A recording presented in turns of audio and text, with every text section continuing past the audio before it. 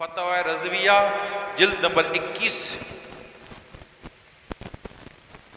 یہ آگے جی مسئلہ نمبر 182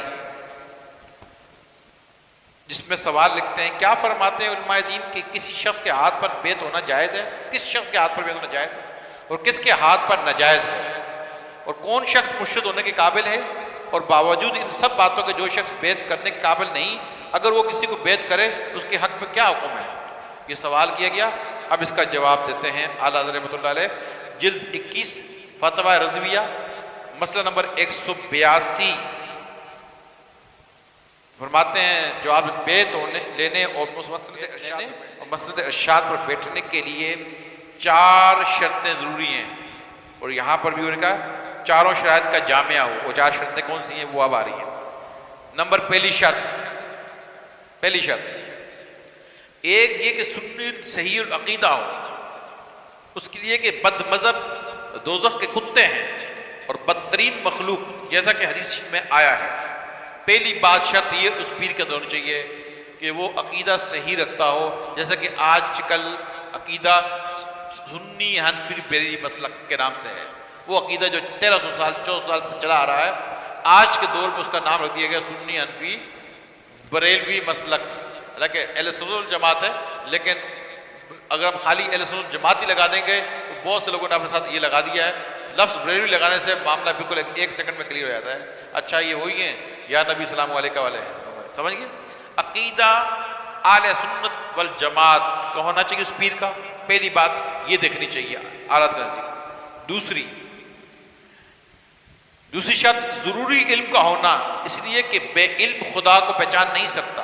دوسری شرط یہ ہے کہ اس کے اندر علم ہونا چاہیے، جاہل نہیں ہونا چاہیے، کچھ آتا ہی نہ پڑھتا ہی نہ ہو، یعنی اتنا علم ہو اگر اس کو کچھ پریشانی پیش آ جائے کتاب کھول کے اپنا مسئلہ خود ہی نکال لے بھائی. اور علم ضروریہ وہ تو ہر مسلمان پر فرض ہے، آپ پر مجھ پر XYZ سب پر. علم ضروریہ تو سب پر لازم و فرض ہے.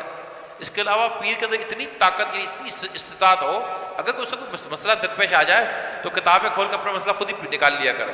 اتنا مطلب علم ہونا چاہیے، ضروری ہے. نمبر تیسری شرط کبیرہ گناہوں سے پرہیز کرنا، اس لیے کہ فاسق کی توہین واجب ہے کہ فاسق کے مولن نہ ہو. تیسری شرط ہے فاسق کے مولن، اعلانیہ گناہ کرنے والا، کبیرے بڑے گناہ کرنے والا، لوگوں کے سامنے بیٹھ کے گناہ کرنے والا، کیونکہ اس کی توہین واجب ہے.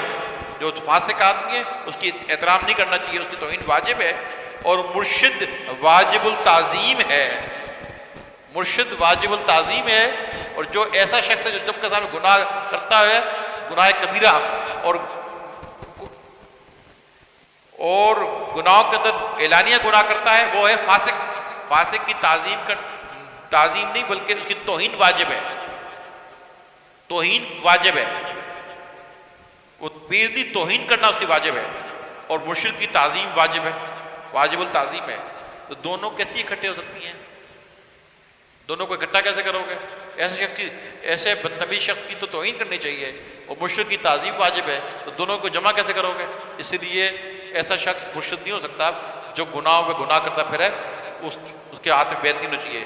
یعنی کہ مرشد وہ ہو جو سچا دیندار اور پرہیزگار ہو، ایسا ہو کہ شریعت کے بال برابر بھی فرق نہ کرتا ہو. یہ تیسری شرط. چوتھی شرط اجازت صحیح متصل ہو، جیسا کہ اس پر اہل باطن کا اجماع ہے، یعنی اس کا سلسلہ بالکل متصل ہونا چاہیے. مرشد نے کینچی نہ لگائی ہو، مرشد نے کینچی نہ لگائی ہو، سلسلہ متصل ہونا چاہیے. جس کے ساتھ کینچی لگ گئی ہے فرمایا اس سے بیعت نہیں ہونا چاہیے، سلسلہ متصل ہونا ضروری ہے، کینچی لگی نہیں ہونی چاہیے. یعنی مرشد نے اس کو نکالا ہوا نہ ہو. مرشد کی توہین، مرشد نے اس کو اپنے دربار سے نکال دیا، بھلے اس کو خلافت بھی دے دی، نکال دیا، بس کینچی لگی ختم ہو گیا، اس سے بیعت نہیں ہونی چاہیے، جس سے متصل نہ رہا.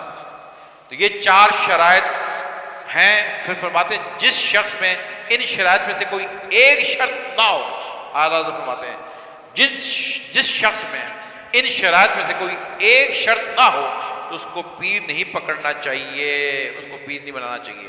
یہ چاروں شرطوں کو آنا ضروری ہے، ان میں سے اگر ایک بھی نہ ہو تو اس کو پیر نہیں بنانا چاہیے.